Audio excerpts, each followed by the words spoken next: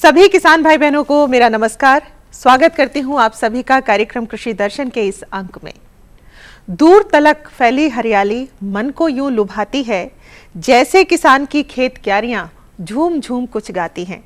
जी हां किसान भाई बहनों, ऐसा ही होता है जब आप सब अपने खेतों में फसल बोते हैं, वो उगकर तैयार होती है और लहलहाती है तो मन खुशी से प्रफुल्लित हो उठता है, और ऐसा होना भी चाहिए। किसान भाई बहनों, मौसम बदल रहा है, यानी कि बसंत का मौसम आ गया है। चारों तरफ धरती पर खूबसूरती फैली हुई नजर आ रही है, लेकिन ये भी सच है कि आपको सही जानकारियों के साथ कार्य करना होगा, नई नई तकनीकों को अपनाना होगा। तो आइए सबसे पहले जानते हैं कि कृषि जगत में कौन सी नवीनतम जानकारियां हैं। इन सब बातों की जानकारी के लिए पहले देखते हैं खबरें खेती की। कृषि जिन्स की ऑनलाइन मंडी 14 अप्रैल से। केवीके नौगावा में वैज्ञानिक सलाहकार समिति की बैठक संपन्न। NCDEX अरंडी पर फिर से शुरू करेगा कारोबार। दिल्ली एवं आसपास के राज्यों में बेर की भरपूर पैदावार। नमस्कार, खबरें खेती की में आपका स्वागत है। मैं हूं स्निग्धा रितेश और अब खबरें विस्तार से। किसानों को उनकी उपज देश में कहीं भी बेहतर मूल्य पर बेचने की सुविधा देने के लिए आगामी 14 अप्रैल को भीमराव अंबेडकर जयंती के मौके पर एक डिजिटल कृषि विपणन मंच शुरू किया जाएगा, जिससे किसानों को उनकी उपज का उचित मूल्य मिल सकेगा। आगामी 14 अप्रैल को किसानों के लिए ऑनलाइन मंडी की शुरुआत की जाएगी, जिसमें किसानों को अपनी उपज को बेहतर मूल्य पर बेचने की सुविधा होगी।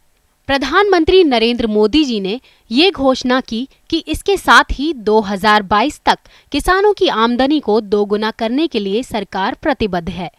सरकार का इरादा है कि मौसम की अनिश्चितताओं की वजह से किसानों को संकट से उबारा जाए और फसल बीमा योजना के तहत किसानों के हितों के लिए और भी कदम उठाए जाएंगे। इस अवसर पर प्रधानमंत्री ने फसल बीमा योजना के अलावा मृदा स्वास्थ्य कार्ड योजना, प्रधानमंत्री सिंचाई योजना, जैविक खेती के अलावा यूरिया की पर्याप्त मात्रा में उपलब्धता सुनिश्चित करना, गन्ना किसानों की मदद के लिए एथेनॉल मिश्रण कार्यक्रम और कृषि क्षेत्र में स्टार्टअप योजना आदि का जिक्र किया। उन्होंने कृषि के परंपरागत तरीकों के अलावा आधुनिक प्रौद्योगिकी और उपकरणों के इस्तेमाल पर भी जोर दिया, जिससे कृषि क्षेत्र का उत्पादन बढ़ाया जाए। पिछले दिनों 24 फरवरी को राजस्थान में अलवर जिले के कृषि विज्ञान केंद्र नौगावा में वैज्ञानिक सलाहकार समिति की बैठक संपन्न हुई, जिसकी अध्यक्षता जोबनेर स्थित श्री कर्ण नरेंद्र कृषि विश्वविद्यालय के प्रसार शिक्षा निदेशालय के निदेशक डॉक्टर NK शर्मा ने की, जिसमें जिला स्तर के कृषि उद्यान, पशुपालन विज्ञान, डेयरी सहकारिता, नाबार्ड, वन विभाग एवं पंचायती राज सहित कई प्रगतिशील किसानों ने इसमें भाग लिया। पेश है एक रिपोर्ट। हमारे देश में 640 से अधिक कृषि विज्ञान केंद्र किसान भाई बहनों की सेवा में लगे हुए हैं। ये केंद्र किसानों के कृषि, उद्यान, पशुपालन एवं सहकारी समितियों द्वारा कृषि के क्षेत्र में नई तकनीकियों का प्रदर्शन कर उत्पादन बढ़ाने में महत्वपूर्ण योगदान दे रहे हैं। कृषि विज्ञान केंद्र नौगावा द्वारा प्रक्षेत्र दिवस किया गया, जिसमें किसान भाई बहनों को कृषि, बागबानी, पशुपालन एवं गृह विज्ञान संबंधी उन्नत तकनीकों के बारे में बताया गया। इस मीटिंग के बारे में KVK की वरिष्ठ वैज्ञानिक डॉक्टर सुमन खंडेलवाल ने बताया। कृषि विज्ञान केंद्र नौगावा पर आज वैज्ञानिक सलाहकार समिति की बैठक का आयोजन किया गया। इस बैठक की अध्यक्षता निदेशक प्रसार शिक्षा निदेशालय प्रोफेसर NK शर्मा साहब ने की। बैठक की शुरुआत में केंद्र के कार्यक्रम समन्वयक ने गत वर्ष 2015-16 की प्रगति प्रतिवेदन प्रस्तुत किया और उसके पश्चात केंद्र के पशुपालन विशेषज्ञ और गृह विशेषज्ञ द्वारा अपनी अपनी प्रगति प्रस्तुत की गई। प्रगति प्रतिवेदन प्रस्तुत करने के बाद आगामी वर्ष 2016-17 की कार्य योजना का प्रस्तुतिकरण बैठक के दौरान किया गया। साथ ही साथ दिल्ली NCI PM से आए वैज्ञानिकों ने जो कार्यक्रम यहाँ कृषि विज्ञान केंद्र के सहयोग से शुरू करना चाहते हैं उसके बारे में चर्चा की। और केंद्र की इस मीटिंग में कृषि विज्ञान केंद्र पर सभी अलवर जिले के सभी जो लाइन डिपार्टमेंट्स थे उनके अधिकारियों ने इस बैठक में भाग लिया और सभी ने अपने अपने विचार व्यक्त किए और जो आगामी वर्ष की कार्य योजना थी उसमें जो सुझाव अपने अपने संबंधित विभागों के थे वो उन्होंने हमारे समक्ष रखे। अरंडी कारोबार के लगभग 1 महीने के स्थगन के बाद कृषि जिंसों के प्रमुख derivatives exchange national commodity and derivatives exchange इसे फिर से जारी करने को उत्सुक है। हालांकि इससे पहले ये 4 सदस्यों के लिए आंतरिक लेखा जोखा परीक्षा के साथ जोखिम प्रबंध और निगरानी की समीक्षा कर रहा था। NCDX एक बार फिर से अरंडी के कारोबार का इच्छुक हो रहा है। याद रहे, इससे पहले 4 सदस्यों के कारोबार पर रोक लगा दी गई थी। गड़बड़ी वाले प्रकरण की फॉरेंसिक ऑडिट की जा रही है। ये ऑडिट करने के आदेश पिछले हफ्ते दिए गए थे, जिसकी रिपोर्ट अगले महीने आने वाली है। ये एक संपूर्ण रिपोर्ट होगी और इसके अरंडी वायदा से संबंधित कारोबार के तरीके, पोजीशन बनाने, सदस्यों और एक्सचेंज के अधिकारियों आदि समेत सभी पक्षों पर ध्यान दिया जाएगा। एक रिपोर्ट के अनुसार लॉन्चिंग करने का समय इस बात पर निर्भर करता है कि इस प्रकरण की जांच कैसे पूरी की जाती है, जिसकी वजह से एक्सचेंज पर अनुबंधों को निलंबित करना पड़ा और जरूरी कार्यवाही की गई। रिपोर्ट अगले महीने आने की संभावना है। इन दिनों राजस्थान, हरियाणा एवं दिल्ली राज्यों में बेर की फसल का उत्पादन जोरों पर है। इस वर्ष बेर का उत्पादन पिछले दिनों की अपेक्षा में ज्यादा हुआ है। बाजारों में बेर की काफी बिक्री हो रही है। शुष्क एवं अर्ध शुष्क क्षेत्रों का प्रमुख फल है बेर। हमारे किसान भाई बहन सारे वर्ष बेर के बागों की अच्छी तरह देखभाल करते हैं। इसी के परिणाम स्वरूप उनको फरवरी मार्च में बेर की भरपूर पैदावार मिलती है।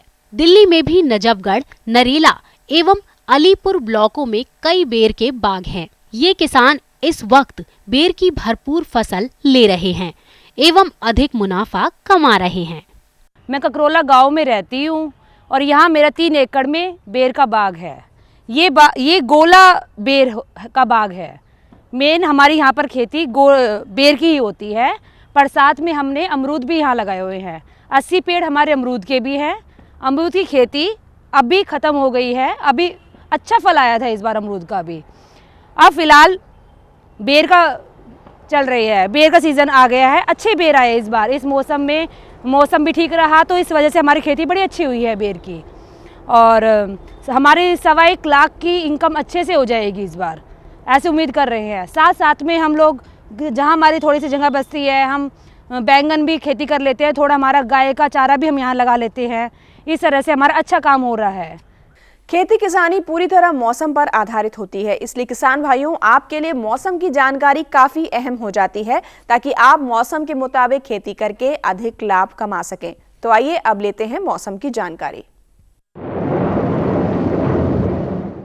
भारतीय मौसम विज्ञान विभाग के अनुसार अगले 24 घंटों में अनुमान है कि जम्मू कश्मीर, हिमाचल व उत्तराखंड के पहाड़ी भागों में मौसम साफ रहेगा। वहीं देश के उत्तर पूर्वी भाग जैसे सिक्किम, आसाम, मेघालय व अरुणाचल प्रदेश के ज्यादातर भागों में बादल छाए रहेंगे व कुछ भागों में बारिश होने का अनुमान है।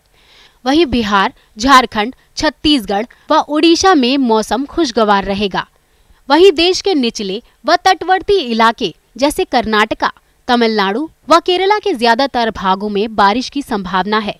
वहीं देश के मैदानी भाग जैसे पंजाब, हरियाणा व उत्तर प्रदेश में मौसम साफ रहेगा। खेती की खबरों में आज बस इतना ही। कृषि दर्शन कार्यक्रम में और अधिक रोचक और ज्ञानवर्धक जानकारियों के लिए देखते रहिए कृषि दर्शन। नमस्कार।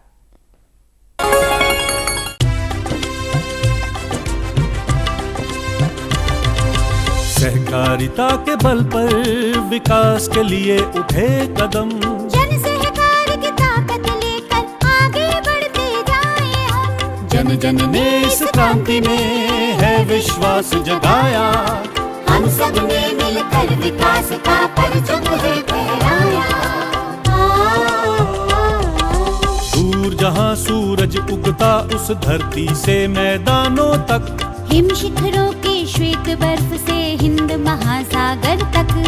श्वेत क्रांति हो, हरित क्रांति या ग्राम विकास की बात, एकता ही धर्म हो अब चाहे दिन हो या रात। हिंदू मुस्लिम सिख ईसाई सबने कदम बढ़ाया।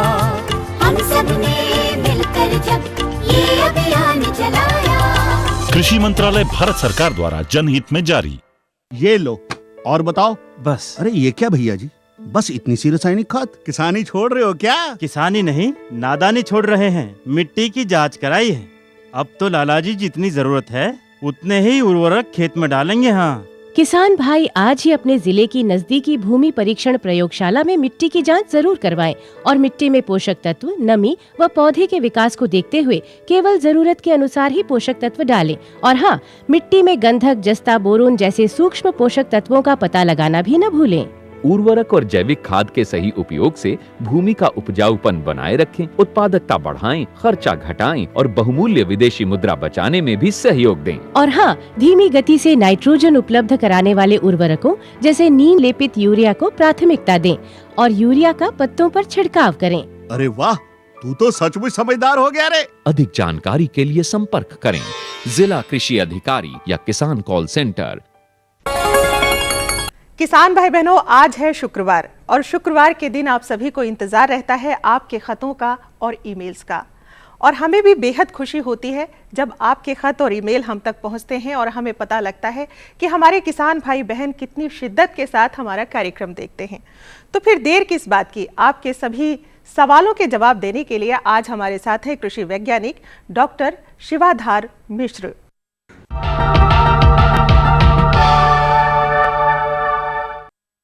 नमस्कार, स्वागत है आप सभी का आज के इस कार्यक्रम आपकी चिट्ठी आपका ईमेल में। किसान भाइयों बहनों, आप बहुत मेहनत से कृषि कार्य करते हैं और कृषि कार्य करने में आपको कई समस्याओं का समाधान करना पड़ता है और कृषि से जुड़े हुए आपके कई सवाल और जिज्ञासाएं भी होती हैं। तो आज हम आपके कई सवालों और जिज्ञासाओं का समाधान लेकर आए हैं और आज हमारे साथ में हैं भारतीय कृषि अनुसंधान संस्थान नई दिल्ली के प्रधान वैज्ञानिक डॉक्टर शिवाधर मिश्र। डॉक्टर साहब, आपका बहुत बहुत स्वागत है हमारे आज के इस कार्यक्रम में। नमस्कार किसान भाइयों। तो डॉक्टर साहब, अब हम पत्रों का सिलसिला शुरू करते हैं और ये जो पहला पत्र है इसे हमने लिया है मोरटक्का माफी, जिला खंडवा, मध्य प्रदेश से। और लिखते हैं जगन्नाथ पटेल, अंतिम पटेल, शुभम पटेल और कनिका पटेल। और इनकी समस्या है कि गेहूं की फसल में, जैसे अभी आप देख रहे हैं कि खेतों में गेहूं की फसल लगी हुई है, तो इनमें कीट का नियंत्रण ये कैसे करें, इसकी इनकी इन समस्या का आप समाधान कर दीजिए। गेहूं के खेतों में जो है, हमारी गेहूं की फसल में कोई कीट व्याधि बहुत कम लगती थी, लेकिन आजकल ये देखा जाने लगा है कि आजकल इसमें कई तरीके के कीड़े मकोड़ों का प्रकोप हो रहा है। तो अलग अलग क्षेत्रों में अलग अलग तरीके के कीड़े मकोड़े ज़्यादा समस्या पैदा करते हैं। और इसमें जैसे आप मध्य प्रदेश से पूछ रहे हैं, तो मध्य प्रदेश में ऐसा ज़्यादातर होता है कि फसल की जो पकने की अवस्था होती है उससे पहले थोड़ा तापमान ज़्यादा हो गया, या कभी कभी ऐसा होता है कि शुरुआत में ही बहुत सारे किसान भाई जिनके पास पानी के साधन नहीं हैं और वो बारानी रूप से या बहुत कम पानी में फसल पैदा करते हैं, तो ऐसे क्षेत्रों में देखा गया है, पानी की कमी वाले क्षेत्रों में दीमक का प्रकोप काफ़ी होता है। और दीमक का प्रकोप शुरुआत से लेके आखिर तक कभी भी हो सकता है। तो शुरुआती अवस्था में जो प्रकोप होता है उसमें हम इसे बचाने के लिए, दीमक से बचाने के लिए सबसे पहले हम इस बात का ध्यान देते हैं कि इसमें कभी भी हम खेत में जो खाद डालते हैं वो पूरी सड़ी हुई खाद डालनी चाहिए। ऐसा नहीं कच्ची खाद डालने से दीमक का प्रकोप ज़्यादा होता है। दूसरे, अगर दीमक लगी रही है तो क्या करें, तो हमारे किसान भाइयों के लिए ये सुझाव है कि आप एक दो जो रसायन आते हैं उन रसायनों का अगर समय पर हम उपयोग करें। जैसे एक रसायन है इमिडाक्लोरप्रिड। इमिडाक्लोरप्रिड जो दवाई होती है, इसको हमें पानी के साथ, अगर सिंचाई के साथ हम दें, जैसे एक आध सिंचाई अगर उपलब्ध है उसके साथ, उसके पानी के साथ हम उसके कुलाबे पर बोतल को उल्टा लटका कर उसमें बूंद बूंद करके अगर पानी के साथ अगर दवाई जाती रहे तो पूरे खेत में बराबर पहुंच जाएगी और जड़ों तक जहां हमें पहुंचाना है वहां तक वो दवाई पहुंच जाती है। तो इस प्रकार से इमिडाक्लोरप्रिड अगर उपलब्ध नहीं है तो एक दूसरी दवाई भी आती है क्लोरिपाइरिफॉस। इसकी 3 लीटर मात्रा प्रति हेक्टेयर के लिए उपयुक्त होती है, जबकि इमिडाक्लोरप्रिड की 1 लीटर मात्रा चाहिए होती है। और दोनों को लगाने का तरीका यही है कि पानी के साथ उसमें कुलाबे पर बूंद बूंद करके उसको ऐसे लटका दें जिससे कि पानी जब तक लगे खेत में ये दवाई जाती रहे। तो इस प्रकार से दीमक का नियंत्रण हम कर सकते हैं। ये काम हम शुरू की अवस्था में भी कर सकते हैं अगर दीमक शुरू में ज़्यादा लगी है, और इस काम को हम बाद में भी कर सकते हैं जब फसल इस समय की जैसे स्टेज है। तो इसमें अगर कहीं आप देखते हैं दीमक का प्रकोप हो रहा है तो आप इसको अभी भी प्रयोग कर सकते हैं। दूसरी जो आजकल नई जो कीड़ों में जो नया प्रकोप देखा गया है हमारे गेहूं के ऊपर, चेपा का। चेपा तो वैसे ज़्यादातर सरसों में लगता था, जिसे माहू भी कहते हैं, चेपा भी कहते हैं, एफिड भी कहते हैं। तो ये पहले लगता था सरसों पर, लेकिन अब ये हमारे गेहूं के लिए भी ये बड़ा एक समस्या बनती जा रही है। तो अगर इसका प्रकोप हुआ है, ये भी तने के ऊपर भी, पत्तियों पर भी लगता है। एक आता है जो जड़ की तरफ बहुत ज़्यादा होता है। दो तरीके का चेपा होता है जो कि लगता है गेहूं में। तो इनका सबसे अच्छा उपाय ये है कि जैसे ही आप खेत में देखें कि आपके माहू लगी हुई है, चेपा लगा हुआ है, तो इसके लिए आप ये देखेंगे कि खेत के बाहरी किनारों पर सबसे पहले लगता है और अंदर की तरफ धीरे धीरे बढ़ता है।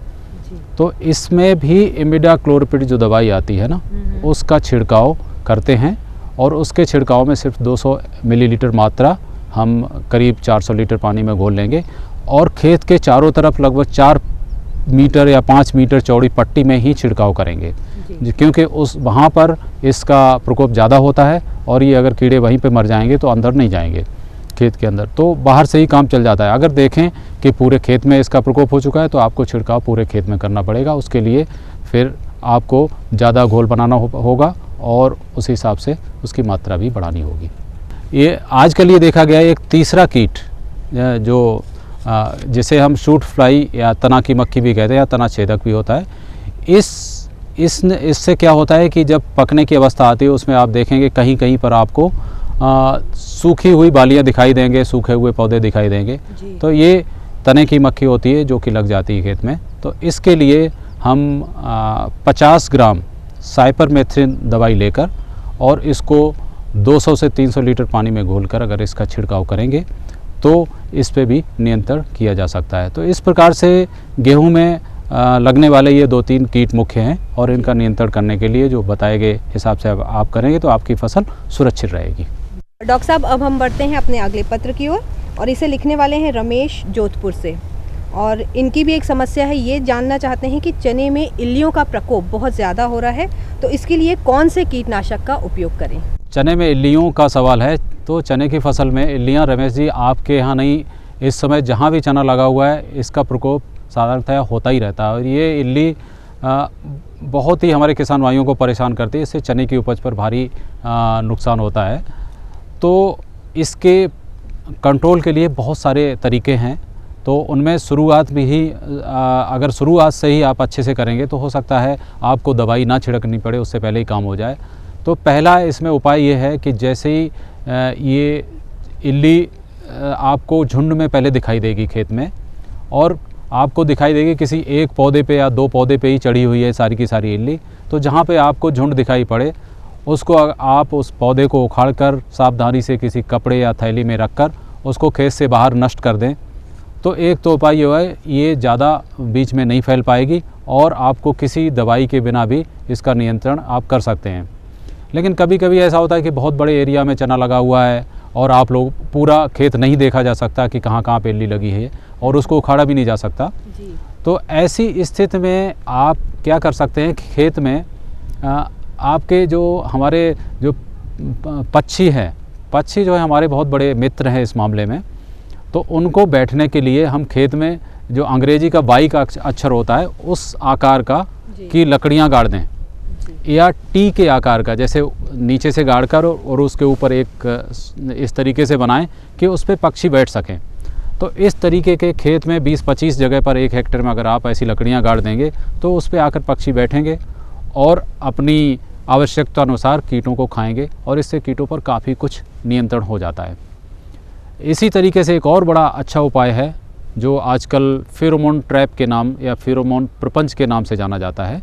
इसमें क्या होता है, इसमें एक डिब्बा जैसा होता है, उस डिब्बे में एक रसायन रखा जाता है जिसे फेरोमोन कहते हैं। फेरोमोन का मतलब ये होता है इससे जो कीड़े के जो इल्ली है उसका जो प्रोण होता है वो उससे आकर्षित होता है, उस केमिकल से आकर्षित होकर उसमें फंस जाता है या मर जाता है। तो इस ट्रैप को हम खेत में लगभग 12 से 15 फेरोमोन ट्रैप खेत में लगाएंगे तो जो कीड़े आएंगे और उसमें फंस जाएंगे। तो इन कीड़ों की संख्या अगर ज़्यादा आपको दिखाई पड़ती है कि उसमें फेरोमोन ट्रैप में फंसे हुए हैं, तो आजकल एक और जो रसायनों से बचकर एक बॉटनिकल आ रहा है जिसे हम कहते हैं कि जो रसायन फ्री है और ऑर्गेनिक है। तो उस तरीके का NPV एक आता है, उसकी 250 एली कहते हैं लार्वा इक्विवेलेंट, उसके एक तरीके से नापने की इकाई है। तो 250 लार्वा इक्विवेलेंट के करीब, लार्वा के बराबर या इल्ली के बराबर उसका जो मात्रा होती है, उसको 500 लीटर पानी में घोलकर प्रति हेक्टेयर की दर से छिड़काव करेंगे तो भी इस इल्ली पर काफ़ी कुछ असर पड़ता है और ये इल्ली कम हो जाती है, ख़त्म हो जाती है।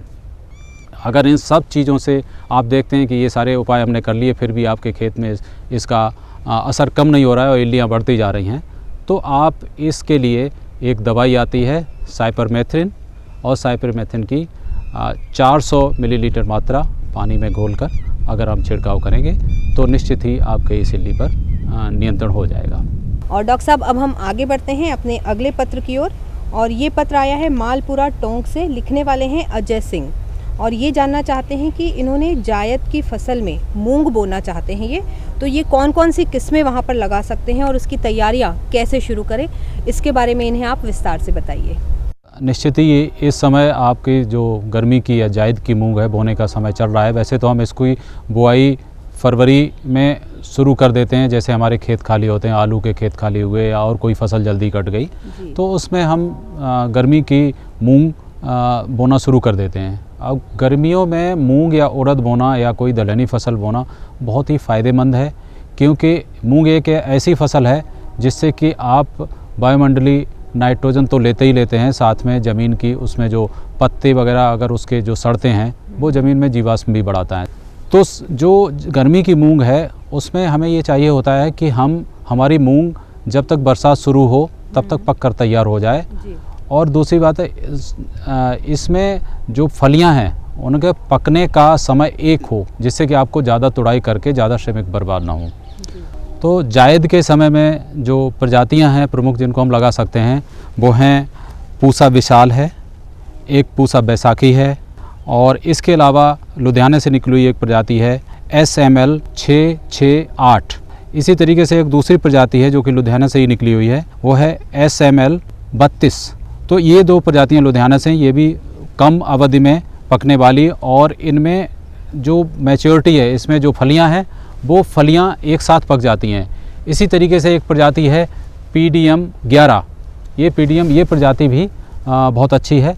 तो ये इस तरीके से और भी क्षेत्र विशेष में प्रजातियां जो भी उपलब्ध हों उनके हिसाब से हम इसको समर या जायद की फसल को हम बो सकते हैं और इससे अच्छी पैदावार ले सकते हैं। ऐसा देखा गया है कि जायद की फसल में थोड़ा सा हमें बीज दर थोड़ी ज़्यादा लेनी पड़ती है बरसात के मुकाबले, और इस बीज दर में करीब 25 से 30 किलोग्राम बीज आपको प्रति हेक्टेयर की आवश्यकता पड़ती है। दूसरी बात यह है कि आप कभी भी जब गर्मी में की फसल बोते हैं तो थोड़ी दूरी, लाइन से लाइन की दूरी भी थोड़ी कम कर देते हैं, जो कि 30 से 35 सेंटीमीटर पर्याप्त रहती है, जबकि बरसात में इसकी दूरी थोड़ी बढ़ा देते हैं। और विशेष ख्याल जो रखने की बात है वो बोते समय आप बीज का शोधन अवश्य करें। शोधन एक तो आपको करना है जो बहुत सारी फफूंदी जनित बीमारियां होती हैं उनके लिए, उसके लिए थायराम या बेविस्टिन दवाई आती है, उसकी 2 ग्राम मात्रा प्रति किलोग्राम बीज की दर से हम उसको शोधित करते हैं। और उसके अलावा दूसरा जो हमारी जितनी भी दलहनी फसलें हैं उनको शोधित करने के लिए जो राइजोबियम का टीका होता है वो अगर उपलब्ध है तो उससे आप इसको ज़रूर शोधित करिए। इससे आपकी फसल ज़्यादा से ज़्यादा नाइट्रोजन का स्थिरीकरण ज़मीन में करेगी और फसल अच्छी रहेगी। तो इस प्रकार से आप ये सावधानी बरत कर अच्छी फसल लगाकर अच्छी प्रजातियों को चुनाव करके जायद की एक अच्छी फसल ले सकते हैं। और हमें उम्मीद है कि डॉक्टर साहब की इस सलाह का हमारे सभी किसान भाई ज़रूर पालन करेंगे और उस पर अमल करेंगे। डॉक्टर साहब, आपका बहुत बहुत धन्यवाद कि आपने इतने विस्तार से और इतनी अच्छी जानकारी हमारे किसान भाइयों को दी। आपको भी बहुत बहुत धन्यवाद। और किसान भाइयों बहनों, आज के लिए बस इतना ही। अगले कार्यक्रम में मिलेंगे आपकी कुछ और कृषि से जुड़ी हुई नई समस्याएं और नई जिज्ञासाएं लेके। तब तक के लिए हमें अनुमति दीजिए। नमस्कार। आपको हमारा कार्यक्रम कृषि दर्शन कैसा लगा? अपने सुझाव, प्रतिक्रियाएं एवं सवाल हमें इस पते पर भेजें।